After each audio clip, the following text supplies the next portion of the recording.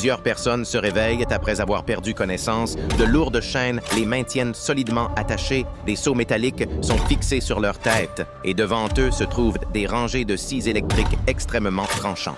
Le jeu commence. La règle est simple, ils doivent payer de leur propre sang pour passer. Quand le voyant s'allume, le jeu commence officiellement. Les scies électriques se mettent à tourner à grande vitesse, alors que tout le monde est sous tension. Une personne ne s'est toujours pas réveillée. Ils tirent sur les chaînes avec leurs mains, mais cela ne sert absolument à rien. Un homme essaie même d'utiliser la chaîne comme une arme, mais cela ne fait qu'empirer la situation. Les lames se rapprochent de plus en plus s'ils n'agissent pas maintenant. La mort sera leur seule issue. Anna se souvient de la règle pour survivre. Elle tend volontairement la main vers la scie. Au moment où le sang coule, le verrou sur sa tête se libère instantanément. Ça a fonctionné. Les autres imitent aussitôt ce qu'elle vient de faire, mais Jack pense pouvoir être plus malin. Il ne tend qu'un seul doigt. La seconde suivante, il en paie immédiatement le prix. La vérité est en réalité très simple. Respecte les règles et tu vivras. Mais si la peur de la douleur t'empêche d'agir, ce qui t'attend sera bien pire et le véritable retournement cruel apparaît seulement à ce moment-là. L'homme qui était resté inconscient finit par se réveiller. Il ne comprend absolument pas ce qui se passe. En apparence, cela semble être un simple accident, mais en réalité, c'est un cauchemar qui était destiné à arriver. À partir de cet instant, ils n'ont déjà plus de retour possible face à la roue mécanique qui tourne sans cesse. La force humaine est totalement impuissante. La femme tente de bloquer la machine avec un pilier de pierre, mais elle ne fait que se blesser. Au moment critique, Jack remarque un magnétophone à côté. Quand il le décroche, il déclenche un mécanisme caché.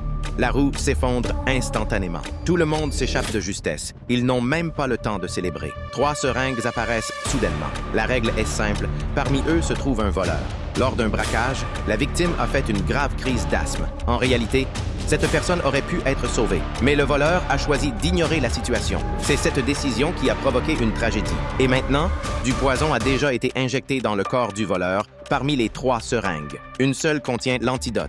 Si le bon choix est fait, les autres survivront. Si le choix est mauvais, tout le monde mourra. La panique sur son visage dit déjà tout. La femme qui se tient là est ce voleur. Au moment où la vérité est révélée, la chaîne autour de son cou commence à se resserrer. Malgré cela, elle n'arrive toujours pas à faire un choix. Si c'est son crime, elle ne veut pas que quelqu'un d'autre en paye le prix. Alors un homme prend la décision à sa place. Il injecte les 3 seringues dans son corps, contre toute attente. Tous les autres survivent, et la femme dans laquelle de l'acide a été injecté perd rapidement son battement de cœur. Ironiquement, Anna ressent même une pointe de compassion pour elle, mais ce sentiment disparaît rapidement, car dans le prochain jeu, elle devra faire face à son jugement final. Sachant que la voiture avait un défaut, il l'a quand même vendue à quelqu'un. Finalement, les freins ont lâché. Ce garçon est mort dans un terrible accident de voiture. Et maintenant, la personne responsable. Jack va affronter le même jugement. Une moto sans frein, un four rotatif brûlant à haute température pour survivre. Il doit saisir fermement cette poignée brûlante.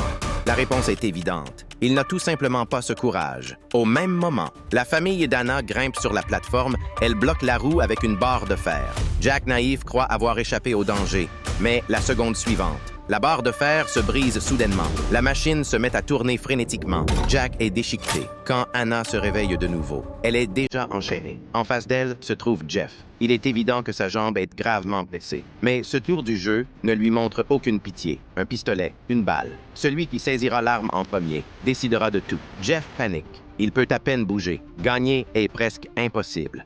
Mais le jeu a déjà commencé. À mesure que le moment crucial approche, la peur de Jeff devient de plus en plus forte.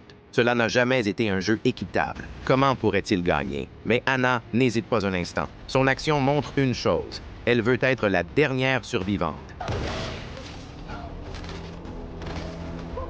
Mais la vraie question est, la personne qui a conçu tout cela est-elle vraiment aussi stupide?